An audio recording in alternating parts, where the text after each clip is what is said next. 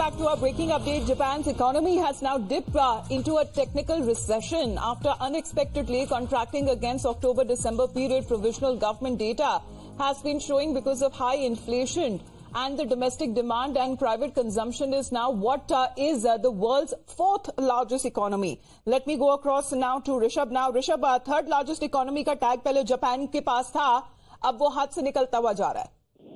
बिल्कुल, देखिए जिस तरीके से जापान की इकोनॉमी श्रिंक हुई है 0.4%, ये एक तरीके से अनएक्सपेक्टेड है. पिछले क्वार्टर में 3.3% का डिटोरिएशन आया था, अभी 0.4% का फर्दर डिप है.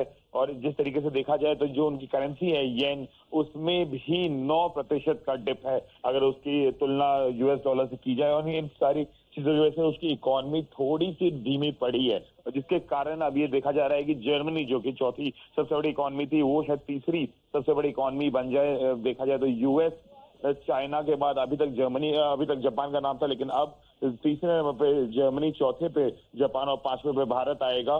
तो इसका मेजर रीजन यही है कि जिस तरीके से येन की जो तुलना में यूएस डॉलर की तुलना में येन की जो गिरावट आई है 9% की, उसकी वजह से इकोनॉमी में काफी ज्यादा रोकथाम हुई. तो लगातार गिरावट देखी जा रही है. अगर जापान की इकोनॉमी के बारे में बात करें, इसे टेक्निकल रिसेशन कहा जाता है. पहले कभी दूसरे नंबर पे हुआ करती थी जापान की अर्थव्यवस्था, अब उससे स्लिप करके तीसरे नंबर पर, और अब तीसरे नंबर से भी बताया जा रहा है चौथे नंबर पर गिर गई है.